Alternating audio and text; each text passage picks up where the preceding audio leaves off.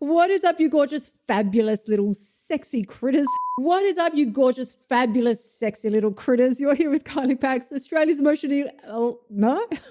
Shall I start again? What is up, you gorgeous, fabulous, sexy little critters? You're here with Kylie Pax, Australia's emotional eating coach, and you've landed in another freshly baked week of the Losing It podcast.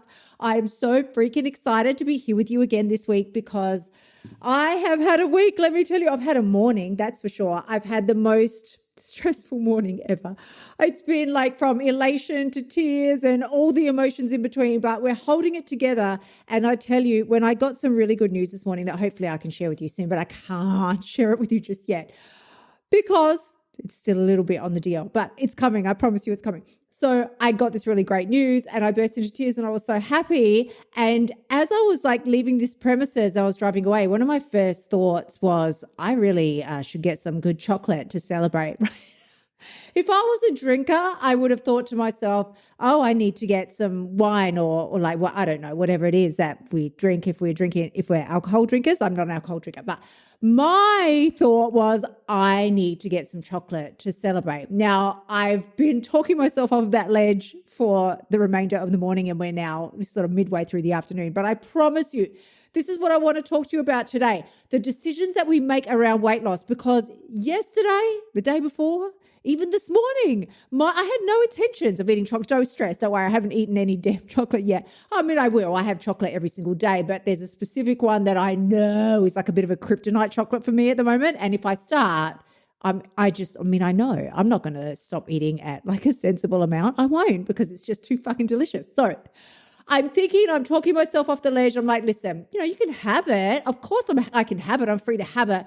But do I feel emotionally, mentally stable enough to be able to eat just one or two rows and go, that was really great. I'll enjoy some more of that tomorrow? Not really. I'm a little bit still in a whiz and a whirl and I'm not really settled yet. I'm really not grounded. So I'm not sure. This is something that you guys, oh, why do I say that? I hate it when people say that. You guys, I'm like, honey, please, does this body look like a man to you? I am all woman. So this is something that you all, my beautiful ladies, need to be considering. Now, if you haven't got my free course, I'm going to get all up in your grill and tell you, you need this immediately because this is what I want to cover with you today. When we're talking about particular eating choices and what you need to eat for weight loss, I was looking at some particular diets this morning. I'm like, what are the fucking how long have diets been around? I think I did Google it and I can't remember, but it was way back. Like the first original diet was in the 1800s or something like that. It was really early on that somebody cashed in on this and realized, shit, this is a bit of a money-making exercise. We can sell some information to women who actually know better. Well, we'll convince them that they don't. And then we'll tell them to eat something in particular and they're going to get skinny and beautiful. But I went back to the 1920s and it started with, let me have a look here. Oh, this was beautiful. In the 1920s, they came out with cigarettes. Like that was one of your original kind of diet tricks. You need to smoke for weight loss. So cigarettes were promoted as a weight loss tool. Then in the 1930s, we had the grapefruit diet. Of course, we all know about that one. In the 40s came the ice cream diet. The 50s had, now this one was absolutely brilliant. I hadn't heard about this till I Googled it and I thought, where the fuck has this been all my life? The 50s had the tapeworm diet. You're supposed to eat pills that are filled with tapeworms. And before you all get too excited about it, the woman who actually promoted that one died, from the tapeworms. The 1960s had the cabbage soup diet. Hello, we have all taken part in that one. The 70s had the Master Cleanse, which is your lemonade diet, with the maple syrup. Beyonce did that one. It's famous from Beyonce doing that one. The 70s had the starvation diet where there was some like wild guru saying that if you want to be beautiful, if you want to be one of the beautiful people, you need to literally starve yourself for beauty. Then, of course, in the 80s, there was Elizabeth Taylor she was a bit of a diva then, and there was the cottage cheese diet that she promoted. The 90s brought in Atkins for us. And in the 2000s, we discovered the air diet where you pretend that you're eating, like you're going to fucking trick your mind because you're sitting there you're sitting in front of an empty plate and an empty bowl, putting an empty fork and spoon to your mouth and pretending, oh yeah, that's so satisfying. Geez, I'm full. I'm really full. Okay. So let's all take a breath as we listen in shock to this idiocy that has been palmed off to us for decade after decade. And this is what I want to ask you. How are you making your damn food decisions each day? Are you making them based on what you want to achieve for yourself, or are you living in constant fucking fear thinking, like I was talking to myself earlier this morning, oh, I can't eat that. I can't eat that. I can't eat that chocolate. That will make me fat. Oh, I can't have that burger. That will make me fat. That pasta, that's too much carbs. Are you looking at shit from a place of fear and I can't have? Or are you looking at it from a place of appreciation and what you can have? Because the minute you start appreciating the shit that is available to you, incredible healthy foods, all the shops are groaning with food that somebody has produced and created and picked lovingly for you. But instead of that, we're stressed. I don't want to go to the shop. I'm going to get fat. I'm going to come home with the junk food. Let me share this. Here's another little tidbit for you. I stumbled across this little gem the other day that 40% of consumer spending is impulse spending. So when people are just out and about, they're just buying shit randomly. 40% of their spending, nearly half, is random shit spending, right? Oh, that looks fun. That looks good. Shit that we stuff away in our cupboards. My cupboards are full of it. Stuff that I thought was going to be great. Oh, this looks like fun. This looks good. It's going to make me skinny. This could be great. And you shove it in a cupboard. You never look at it, never use it. And then one day, if it's a piece of clothing or something, you bring it out. You're like, ew, it's old and ugly now. It's out of fashion. We don't want this anymore. What I thought was, honey, if that's what's happening with 40% of regular consumer spending, how much of our food decisions are we making? Are we making equally 40% of your food decisions? Are they fucking random, or are they well thought out and strategic based on who you want to be and where you're trying to go? Because I guarantee you, in the morning, we're all gung-ho, like, oh, it's going to be amazing. Today I'm going to have my salad. It's going to be so good. And I'm not going to do any emotional eating because, Karen's quit the job now and I'm just going to be so calm and good. But then you get to the office and there's donuts and now Shazza has brought in something special for you to all eat.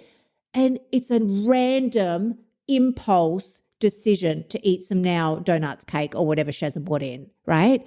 You need to get a grip. Get a fucking grip. If you keep doing the same things that you did yesterday, you are going to feel the same way that you felt yesterday. If you want to feel different, if you want to look different, you've got to do something different. And I promise you, it is your beliefs about weight loss right now that are preventing you from achieving it. It's your thoughts like, it's so hard, it's too much, but then I won't get to eat the things that I really want. And I've got this birthday coming up over here and I'm da da da da. It's all your inner self dialogue that is causing obstacle after obstacle after obstacle. Here's what I want to share with you most especially today when it comes to the types of food that you need to be focusing on for weight loss. There is a price tag that's connected to the person that you want to become, right? It's the same for everybody. It's not just you. It's all of us. There is a price tag connected, and you often hear me talk about everything has a price. Everything has a price. You think you don't want to pay the price of getting skinny. That's going to be too hard. But you're already paying the price of staying fat. That's pretty fucking hard. How good does that feel? There's a price attached to everything. So there is also a price tag connected to the person that you want to be, that version of you that you know you could be if only you would just put in a little bit of consistent effort, because we all put in effort for a day or two. But it's the consistent effort, honey, that I'm talking about. But you're only going to become that person if you believe that you are worth the transaction. You will never pay more than you think you're worth. Not what it's worth, not what being skinny is worth, what you think you're worth. So your job is to know what your worth is and that you are worth that transactional price. That's your only job. So what do I eat every day for weight loss? I eat the foods that I know are a great transactional price for where I'm trying to go. So some days that might look like this morning I had oatmeal with some berries and coconut yogurt. What else was in there? Normally I would have some fresh fruit and random things. Sometimes I put Biscoff on top. Like I didn't this morning, so just didn't really feel the vibe. But normally that's something I would have. I will make the transaction to get me where I want to go. Understand every choice you make is a transaction. You're either going to be moving further, closer towards the woman that you want to be, or sliding further away. with every single food choice that you make. It's not random. None of them are just going to be keeping you in a holding pattern. Every single one has a price tag attached to it. So you need to think about the price tag attached to the decisions that you're making. So this morning or lately, I've been having a lot of oatmeal for breakfast, or like porridge. We call it for breakfast because it's so cold here. Normally in the summer months, I will do a smoothie. I'm also doing a bit of a protein smoothie, a chocolate one in the mornings as well. I've been doing that for a long time. Lunch has been recently, I've been doing this tuna dip, which is so delicious. Like, just for those who are into the keto thing, like I don't usually like to label things, but it has no carbs. If that's something that you care about, then I have the recipe. It just went up a couple of days ago on my Insta. So it's no carb, no fat, high protein tuna dip. Oh my God, it's so good. No carb, no fat, and so good. And I have that with some fresh veggies, or otherwise I will just do some eggs and things like that because I'm a veggie head. Like I just don't really eat the meat. But sometimes I'll have tuna, as you say. Sometimes I'll have tuna or chicken breast, sometimes randomly, right? Really randomly. But I do like those things. So I make my decisions in accordance with who I want to be. Most recently, again, I've been having tons of veggie soups at night because the weather's so cold. But in the summer, I have more salads with falafel and tofu. And like you're just all out there thinking, the fuck? But you could have it like with shredded chicken or beef strips and things like that. That's what I really enjoy. And that is the transactional cost of me achieving the body that I want to achieve. I'm not deprived in any way. I still have my chocolate every day. I will have cookies every day. I have certain things that I really enjoy, and I do understand that they have a price attached to them too. That's going to get me slower weight loss, still weight loss, but it's certainly going to slow it down. But I could either choose really, really fast weight loss, and I could deprive myself of foods that I actually really enjoy eating, like chocolate and cookies, and I could get faster weight loss. There's a transaction. I could do that. But I don't want that. I would rather have a little bit of the foods that I enjoy daily and receive a slower outcome for what I'm trying to achieve. That is perfectly fine with me. I'm in no fucking rush. I'm 53 years old now. This has been going on for a long time. I don't need this to happen by tomorrow, because I want it to be permanent. I don't want it to just be pretty. I want it to be permanent. I don't want to try and starve my way there so that I'm trying to figure out how the hell I'm going to keep myself there once the weight is off. That is not the freaking vibe. So this week, honeys, when you are making a food choice, a really easy litmus test that I use is to make sure that I'm not going to regret it after I eat it. Just use regret as your guideline. That's easy enough. Get my free course. It's all in there. It's all in there. I tell you exactly the 5 steps that I took to lose 20 kilos, and they're so fucking simple. They can have you losing weight immediately today within the hour.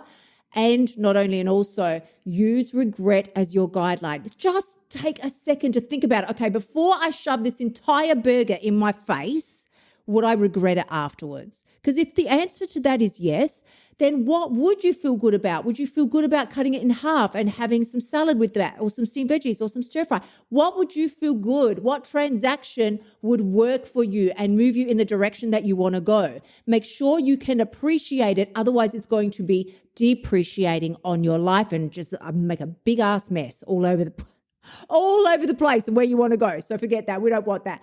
Honeys, I hope you have got something out of this episode. And as always, please remember, if you're loving what you're hearing and you want to hear more, please go ahead, leave me a review. I will send so many chocolate-coated kisses to you.